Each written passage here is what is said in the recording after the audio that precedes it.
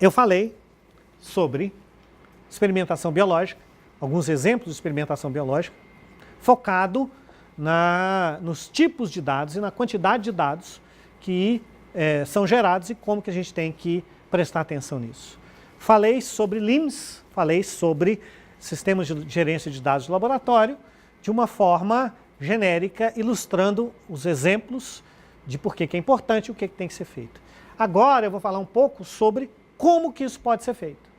Tá? E mais uma vez, essa apresentação, ela também é mais parcial.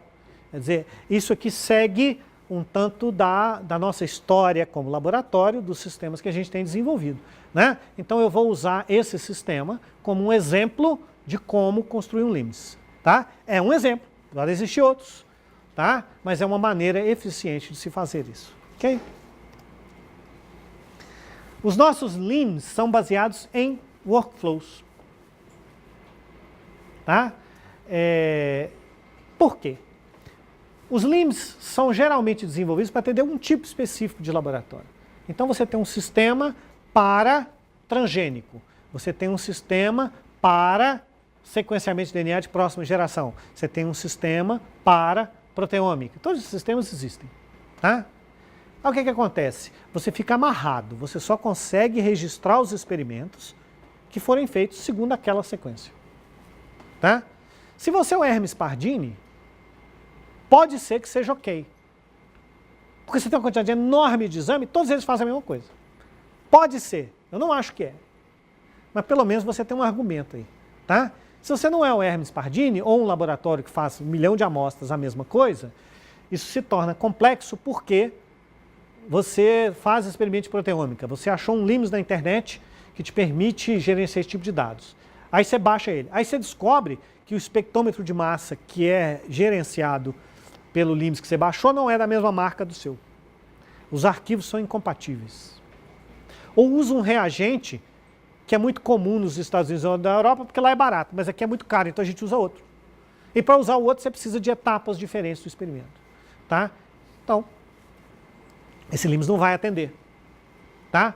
Ou então, o que é mais comum ainda é você tem um protocolo conhecido, internacional, todo bonitinho, que o seu LIMS o LIMS que você baixou da internet até resolve para você.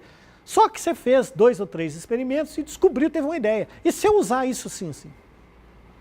Aí você muda o protocolo. Aí você vai mudar o LIMS também? Mas como? Você vai fazer outro? Tá? Então, LIMS desenvolvidos para um tipo específico de laboratório são os mais comuns. E são ótimos, desde que você concorde com ele. O que não é simples, por causa dessas razões que eu falei. Como tornar esses sistemas flexíveis? Nós usamos workflows. O que são workflows? Workflows são sequências de atividades, né? Que são executadas de acordo com essa regra de precedências definida no workflow. Então você executa a atividade 1, depois dela você pode executar a 2 ou a 3. Se você executar a 3, você pode executar a 4. Né? Então, se você executou a 2, você não pode executar a 4. A regra é essa. Tá? Cada atividade dessa tem um conjunto de atributos. Cada atividade dessa descreve uma experimentação. Né? Nesse caso aqui, nesse exemplo aqui, você fez a atividade 1, fez uma atividade 2, fez uma atividade 3 e agora a atividade 4 ela está disponível a partir da atividade 3. Esse é um outro ponto importante. Você não pode executar essa atividade sem ter executado essa antes. Isso tudo faz parte do workflow. E o workflow é usado para gerenciar todo e qualquer processo gerencial, administrativo, experimental, no qual você tem essa estrutura de precedências de atividades. O workflow consiste, então, de uma série de tarefas que, executadas de acordo com regras de precedência definidas, concluem um processo completo. Né? Aqui está um workflow de proteômica. Tá? Lembra que eu mostrei para vocês a proteômica, você faz a eletroforese, o SDS, a espectrometria de massa, etc. Né? Então, a gente começa esse workflow fazendo a extração da proteína. Então, você tem uma amostra e extrai a proteína dela. Tá? Depois que você extrai a proteína, você pode fazer uma cromatografia ou uma focalização isoelétrica. A cromatografia é um outro método diferente daquele que eu mostrei, que te permite, em alguns casos, fazer o experimento de proteômica. Se você faz uma cromatografia, você vai para a espectrometria. Se você faz a focalização isoelétrica, você faz o PAGE, o SDS-PAGE, você faz aquele gel bidimensional, faz um processo de análise da imagem, você pode pegar aquela imagem, tira uma foto dela e ele vai te dizer aonde que estão as manchas, as proteínas que você quer, tá? Aí ele vai te apontar, pega essa, essa e essa, você vai lá, corta, faz a digestão, né, aquela triptina, etc., aquele tubinho que eu mostrei, joga no espectrômetro. O espectrômetro te retorna, pode fazer mais de uma execução da espectrometria, tá? Ele te retorna uma lista de picos, você vai no banco de dados, faz uma busca. Fez a busca, faz uma identificação e encerra o seu workflow, né? Você fez da extração de proteína até a identificação das proteínas. Ok? Então, esse é um exemplo de um workflow. Isso mostra como que o workflow é efetivamente uma analogia interessante com a experimentação biológica. Ele se encaixa perfeitamente com a experimentação biológica. Então, a gente propõe a utilização de LIMS baseados em workflows. Porque existe muita ferramenta que usa workflows, existem gerenciadores de workflows, etc., que são usados em diversas outras áreas. Vamos propor a utilização de LIMS, de workflows em LIMS também, né? Aí, com isso, a definição do experimento não é parte do sistema mais. Então, se eu modificar o meu experimento, eu não preciso modificar meu sistema mais, eu só modifico o workflow. Quer dizer, eu crio um workflow que descreve aquele processo experimental. Se eu modificar, eu modifico o workflow, pronto, resolvido o problema. Tá? Ele tem um conjunto de entradas e saídas, quer dizer, você fez uma experimentação e o resultado dessa experimentação né, na minha visão simplista, é sempre um tubinho. Tem um tubinho que você tem que guardar em algum lugar. Pode ser um embrião, uma planta, pode ser um arquivo, né? Alguma coisa que foi gerada por uma dessas caixinhas aqui. Então, nessas arestas aqui, você tem entradas e saídas. Ela é saída de uma atividade e ela é entrada da próxima atividade. Tá? E gerar relatórios que ilustram todo esse caminho de execução. As vantagens são, gerencia diversos tipos de experimento. Então, você tem todo tipo de experimento possível de ser analisado, né? As modificações não dependem do código. Com isso, é rápido. Modificou alguma coisa? É rápido. Você não precisa de um programador dentro do laboratório para gerar um novo sistema. Você precisa só de alguém que modifique o workflow. Tá? E é confiável também, porque uma vez que você modificou o workflow, né, você não introduz bugs. Você pode introduzir um bug naquela tela, né? Se você modificou o workflow da maneira errada, aquela tela para de funcionar. Mas você não precisa de mexer no sistema. Né? Essa ideia surgiu para a gente quando nós fizemos o primeiro LIMS, né, para proteômica, inclusive. Né? Ele chama PRODIS e ele ficou pronto, bonito, beleza. A hora que a gente foi usar ele pela primeira vez, o técnico do laboratório falou assim, nós mudamos o reagente, agora tem outro reagente. Aí nós fomos olhar, você precisava de fazer alterações em 15 páginas diferentes de PHP para introduzir um novo reagente. Eu só, peraí, isso não vai dar certo. Tá? Tem que ser uma coisa mais flexível. O nosso sistema é chamado Sigla, né? Que tem essa característica, ele é baseado em workflows, então ele é flexível, ele tem uma interface web, quer dizer, ele tem acesso universal, qualquer lugar que você tiver você acessa, e ele mantém os dados seguros no servidor. Então não existe mais aquela ideia de você perder a sua planilha Excel. Tá? Sua planilha Excel, você pode ter uma planilha Excel, mas ela está registrada no servidor. Tá? Na verdade, as planilhas Excel são importadas pelo sistema e ele é dividido nos seus componentes e você guarda aqueles dados no banco de dados e não o arquivo Excel. Você tem proteção por usuário, por atividade e integração com outros equipamentos e outros sistemas. Ele faz um gerenciamento completo do laboratório, como eu vou ilustrar daqui a pouco. Então está aqui uma telinha do sistema Sigla, nós estamos com uma tela mais um pouco diferente agora, mas essa ainda é muito apropriada, né? Eu tenho o início das atividades, cada caixinha azul dessa é uma atividade que foi executada, nesse caso aqui eu fiz uma extração de DNA, um rotulamento da RNA, eu fiz um scanner do slide, uma análise de imagem e uma análise dos dados. Aí pode ser que quando eu cheguei aqui deu errado.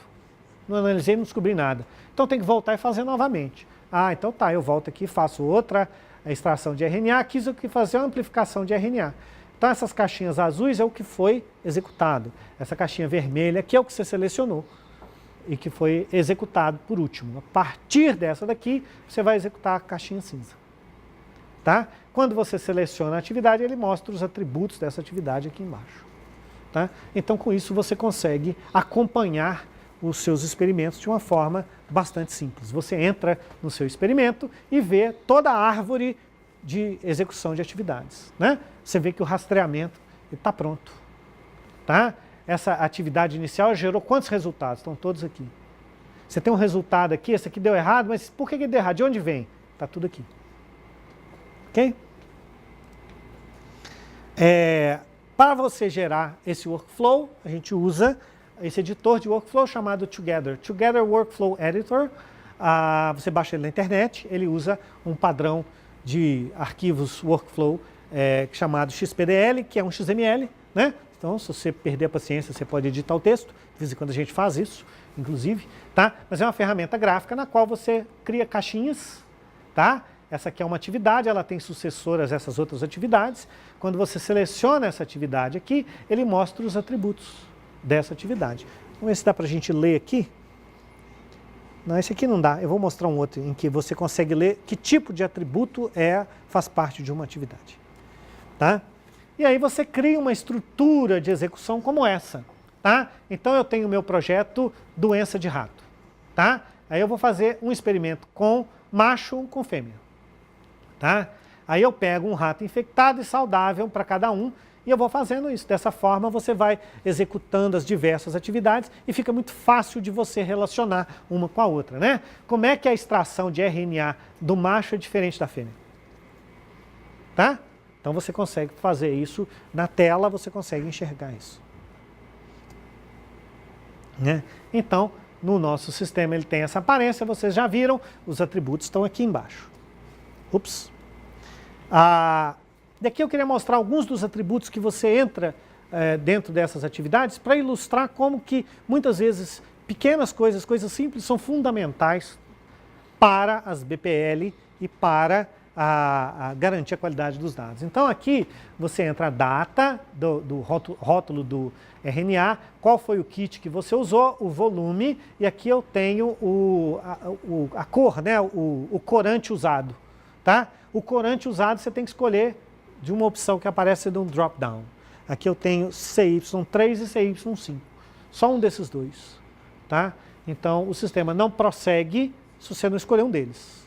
Tá? Então se você estiver fazendo uma coisa diferente, se você estiver usando o CY4, que eu nem sei se existe, mas se existir, tá?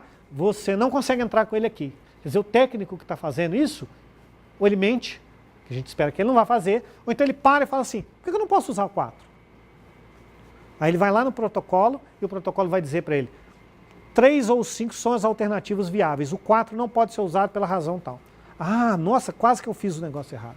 Aí ele vai lá e escolhe o 3 ou 5. Então coisas que são simples do ponto de vista computacional, elas são importantíssimas dentro da rotina laboratorial.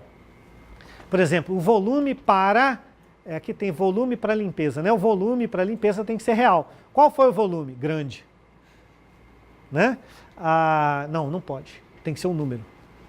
Tem que ser no formato tal. Isso tudo é fundamental para que você consiga garantir a qualidade dos dados no final.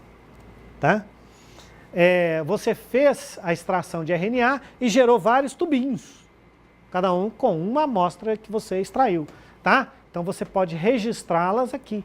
Qual é o nome do resultado, a concentração, o volume, etc, etc. E você tem uma lista de resultados aqui. Esses resultados que você gerou, o sistema armazena e eles são usados como entradas na próxima atividade.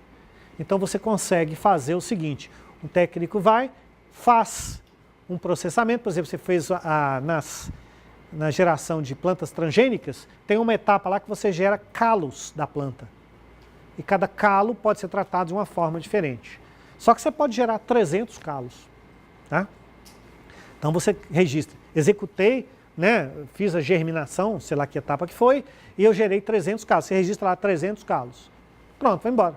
No outro dia, uma outra pessoa chega lá e fala o seguinte, chega lá, tem um monte de calo lá, ele sabe que tem que fazer alguma coisa com ele, sabe até o que tem que fazer, não sabe qual pegar. Ele vai no sistema, o sistema diz, olha, tem esses aqui, você pode escolher um desses para executar a sua atividade. Ah, eu vou escolher esse aqui porque eu conversei com o cara de ontem e ele me falou que esse aqui tem uma chance maior de ser bem sucedido. Ele escolhe, né? Marca aqui, finish e registra que ele vai usar aquele calo para a próxima etapa. Então, com isso, você consegue gerenciar o fluxo dessas atividades e desses materiais ao longo da experimentação. Então, o que nós temos aqui até agora? Tá?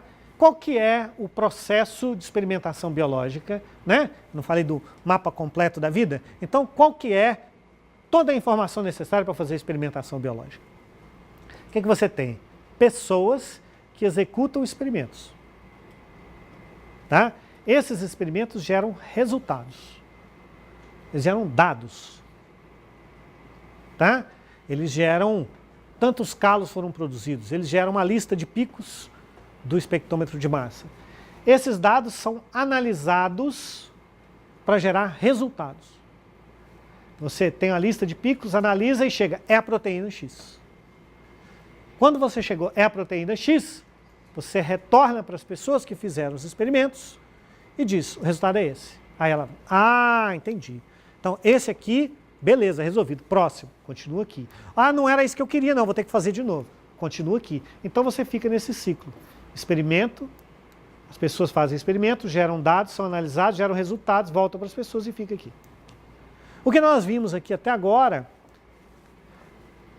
as pessoas registram seus experimentos no sistema. Nós vimos esse exemplo aqui. Esses experimentos geram dados que são vistos pelo sistema. Você pode gerar saídas, etc, etc. Tá? Essa etapa da análise nós não vimos ainda. Mas depois que você fez a análise, você registra o resultado, esse resultado é apresentado para os técnicos, que a partir daí fazem novos experimentos. Então está faltando esse pedaço aqui. Ó. Que são os plugins, a gente chama de plugin. Né? São as conexões com sistemas externos. Tá? Esses resultados, né? Esses resultados aqui, ó, eles podem vir de equipamentos automáticos. Eu falei para vocês, sequenciadores, espectrômetros, etc. São equipamentos caros, sofisticadíssimos, né? Você compra um equipamento desse, tem equipamento desse que custa 800, R$1.000, R$1 milhão, e você ganha um computador aqui do lado, um PC rodando Windows. Já está instalado o software nele. Tá? O PC rodando Windows é insignificante comparado com o custo do equipamento. Né? Então, você executou o experimento, ele gerou aquele arquivo, aquele dado, e aquilo ali está naquele computador. Tá? Então, você tem que ser capaz de ler aquele dado dentro do seu LIMS. Você não vai abrir o arquivo e ficar digitando os números de novo. Isso não faz sentido. Tá? Você não vai ignorar. Né? E os dados podem ser enviados a sistemas de análise externa. Nós não vamos reconstruir tudo. Tá? Existem tantos sistemas de análise que são usados, que são eficientes, etc., etc., que você não vai fazê-los novamente, também não vai ignorá-los. Né? Por exemplo, o R, você pode fazer uma análise usando o R, MATLAB, o que quer que seja a sua ferramenta de análise estatística favorita. Pode usar o ECA ou o seu sistema de mineração de dados favorito. O Westgard Quality Control, que é usado para garantir a qualidade dos analisadores bioquímicos, é uma metodologia utilizada para isso. Tá? Nós estamos trabalhando com um sistema agora que você gera uma quantidade de dados, entra no sistema e ele gera para você um número chamado IC50. IC50. Como é que é isso? Aí a bióloga responsável mostrou para nós como que ela faz o IC50. Ela abre um programinha estatístico, entra com os dados, aperta o botão X, botão Y, clica aqui, seleciona ali, deseleciona acolá, aperta OK, puf, aparece o resultado. Tá? Mas o programa que ela usa é um programa, para começar, que tem uma licença cara. Então a gente prefere não usar, para não aumentar custo. E também porque ele é um programa desktop. Eu não tenho como integrar esse sistema com o LIMS. Então nós fomos entender o que o programa fazia, pegamos qual que é a função estatística que ele estava calculando e implementamos ela no R. E fizemos a conexão. Então você clica o dado, seleciona OK, o sistema chama o R, faz as contas, retorna, você apresenta na tela e coloca no banco de dados. Tá? Então, com isso, você fecha o ciclo todo, porque você tem que fazer a integração com o restante do mundo. Você não vai reconstruir o mundo todo, tá? Você não vai ignorar a existência dele, você tem que conversar de uma forma civilizada. Então, existem diversos sistemas em uso nos laboratórios e você não quer substituí-los. Não tem razão para isso. Isso aumenta a aplicabilidade do sistema. Você agora, o nosso sistema, ele faz não só LIMS, ele também faz qualquer análise estatística que você quiser, ele faz qualquer mineração de dados que você quiser, ele faz qualquer tipo de análise que você quiser. A gente faz a integração. Né? Integra todo o sistema oferecendo uma interface única. A visão que a gente tem, tá, é essa. É que as pessoas fazem experimentos que geram dados, são analisados e geram resultados que voltam para as pessoas. A gente enxerga o LIMS, no nosso caso o sigla, como um sistema que é a cola disso tudo. Ele oferece uma interface para você fazer tudo. Tá? E mais uma vez, isso é importante por uma questão de facilidade, de eficiência, etc., mas ele é principalmente importante quando você tem um número grande de pessoas trabalhando. Quer dizer, o supervisor, o coordenador do projeto, ele entra no sigla e vê tudo que os técnicos estão fazendo. Quem já gerou resultado, quem não gerou resultado. Tá? O cliente do laboratório pode entrar no sistema e ver se a amostra dele foi processada ou não. O técnico pode entrar no sistema e verificar se no dia anterior o outro técnico executou a tarefa que ele pediu. Hoje ele precisa de fazer B, mas para fazer B, A tem que ter sido feito antes por um outro cara. Então ele pode entrar no sistema e fazer isso. Então com isso você tem uma interface para o laboratório inteiro ser gerenciado de uma forma integrada e simples. Né? Essa figurinha aqui, né, eu confesso para vocês que eu não fiz de propósito, mas ficou muito bom. Porque essa figurinha aqui, ela está branca, ela não está azul.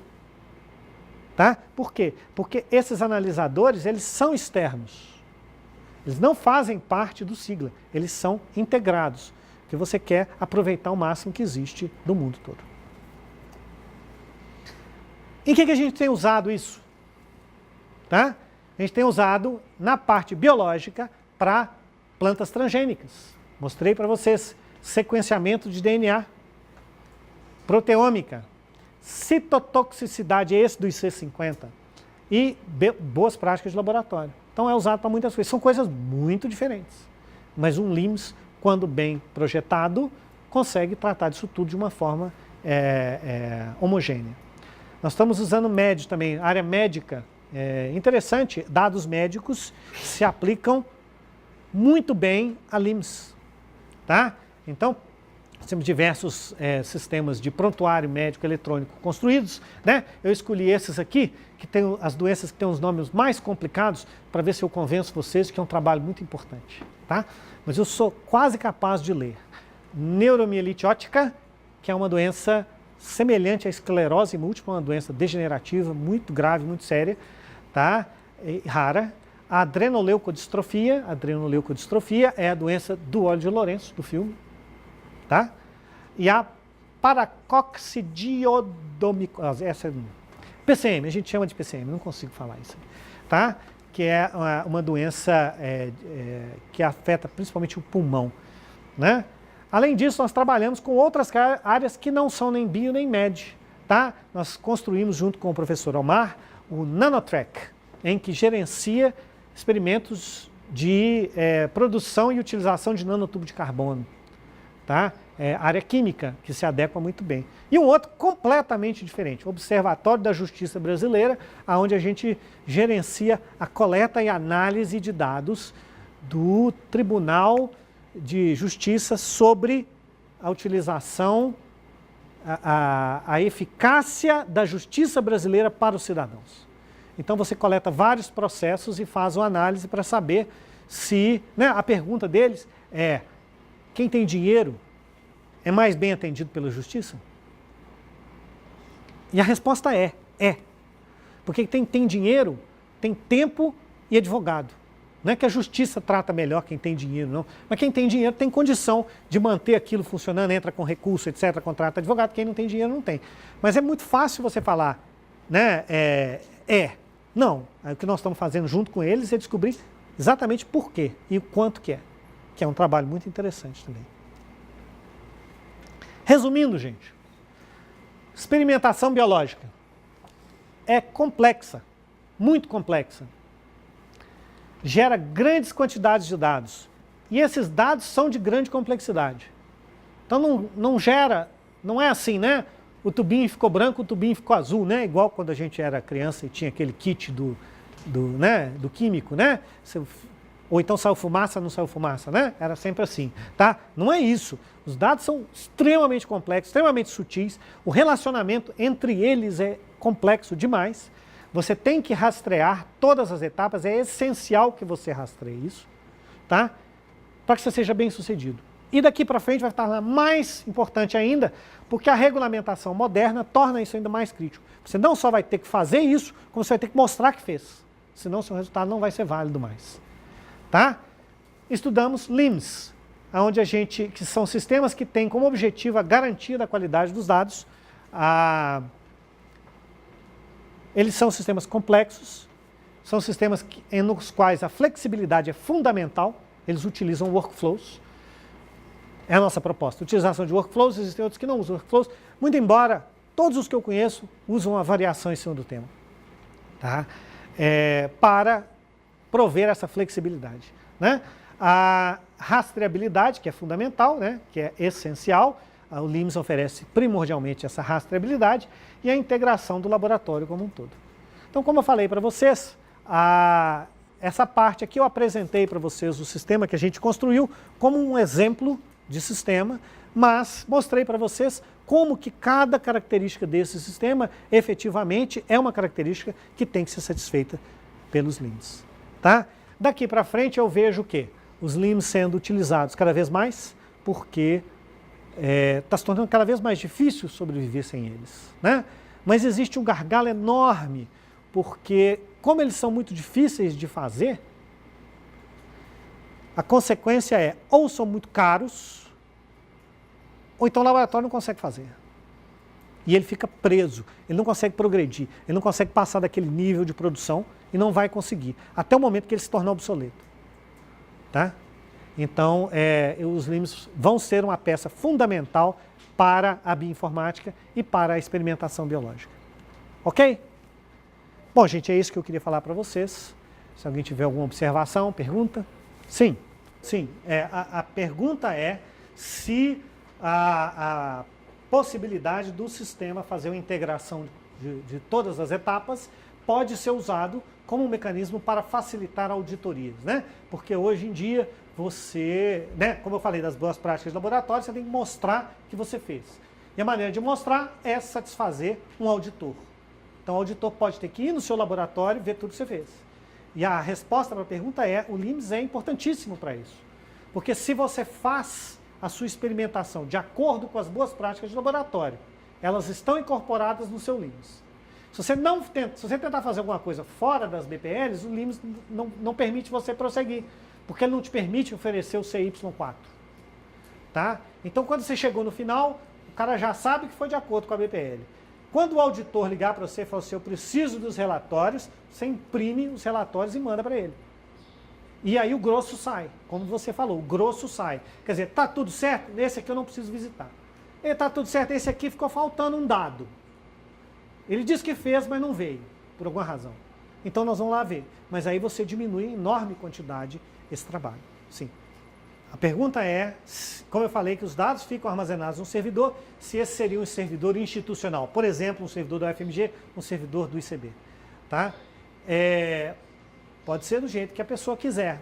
Entendeu? Quer dizer, a estrutura que a gente oferece é uma estrutura de servidor. Esse servidor pode ser um servidor da UFMG, pode ser um servidor do laboratório X, está dentro de um notebook, como o usuário quiser. Na minha experiência, os biólogos, não só biólogos, médicos, todo profissional, eles são um tanto quanto possessivos e ciumentos dos seus dados. Todas as vezes que você fala que vai tirar os dados de dentro do laboratório, ele dá 3 passos atrás. Tá? Então você tem que oferecer a opção de colocar dentro do laboratório. É uma opção que existe também. Todas as combinações são possíveis. Sim, a pergunta é sobre backup. dizer, da mesma forma que muitas vezes o coordenador do laboratório não quer que os dados saiam do laboratório, ele também tem uma preocupação muito grande de que os dados estejam disponíveis, né? E laboratórios, aqui no UFMG isso acontece, em outros lugares acontece também. Volta e meia falta luz, desliga tudo. Às vezes queima alguma coisa, né? Acontece, tá? Então você deve oferecer possibilidades de backup. Nós oferecemos nosso sistema, sim, você aperta um botão, ele faz um dump do banco de dados e joga para você, tá? E aí você guarda aquilo ali, se for o caso você faz restauração. Lembre-se que os dados foram armazenados em banco de dados, então você pode implementar mecanismos para retirar esses dados para fazer cópias de backup. No nosso laboratório, a gente, além dessa possibilidade, faz backups semanais. A pergunta é se existe alguma ferramenta de edição do workflow integrada na ferramenta. Na nossa ferramenta, sim existe, não existe. Sim, ela existe, mas ela está em desenvolvimento e ela ainda é instável. Mas o nosso objetivo é sim colocar, porque esse editor de workflows, o workflow é uma entidade muito mais complexa do que a gente usa. Tá? Então, o editor é completo, ele tem todas as possibilidades, é muito mais. Você tem que clicar uma infinidade de botões com coisas que você vai fazer sempre da mesma forma, porque o LIMS usa sempre da mesma forma. Então, nosso objetivo é criar um editor simplificado para fazer isso. Nós temos um, mas ele ainda não está instável, é possível fazer. A pergunta é se você só pode fazer experimentos, atividades que já são pré-cadastradas, ou se você pode criar uma nova atividade de uma hora para outra. Tá? Você não pode, são só os que estão cadastrados. Existem duas razões para isso. Primeiro, porque o editor está em desenvolvimento. Então, você precisa de fazer o editor dentro do sistema fazer isso. E a segunda é o seguinte, se você oferece muita flexibilidade para modificação da estrutura dos seus experimentos, você perde rastreabilidade. Tá? Então, hoje você criou uma cromatografia diferente e fez lá. Amanhã você chegou à conclusão que aquela não estava boa e apagou. E como é que fica aquele dado que você entrou ontem? Entendeu? Então, esse tipo de compromisso, ele tem que ser medido cuidadosamente. A nossa postura é, se você quer modificar, você cria um novo workflow, você modifica o workflow e usa os dois. Você tem o sem e o com. E fica tudo registrado de forma que você tenha uma auditoria simplificada. Então, a pergunta é em que estado que estão de desenvolvimento as ferramentas de integração externa e interna, né? Então, você pode, por exemplo, receber uma imagem e armazenar essa imagem? Sim. Arquivos, né, é um tipo de dados que você pode colocar. Você vai armazenar essas imagens no banco de dados. Você pode analisar essas imagens? Se você analisar uma imagem, você tem que criar um plugin para isso. Nós não fizemos isso hoje, não houve necessidade. Tá? Você vai fazer uma análise no R, esse resultado do R pode ser retornado para você como forma de um PNG, etc., para que você integre isso dentro do sistema? Sim, o sistema faz isso hoje. Então, o sistema prevê isso, algumas funcionalidades estão implementadas, outras ainda não surgiu a necessidade, mas elas podem ser implementadas. A pergunta é se nós já publicamos artigos sobre o LIMS ou se ele é só para desenvolvimento comercial. A resposta é, já publicamos vários artigos, estamos trabalhando com diversas pessoas, com diversos grupos, né, já falei, para construir novas aplicações, etc. Temos interesse em agregar mais pessoas a esse grupo. Se houver interesse, o código do sigla está disponível para ser utilizado. Bom, então tenho a agradecer a vocês a atenção. Obrigado.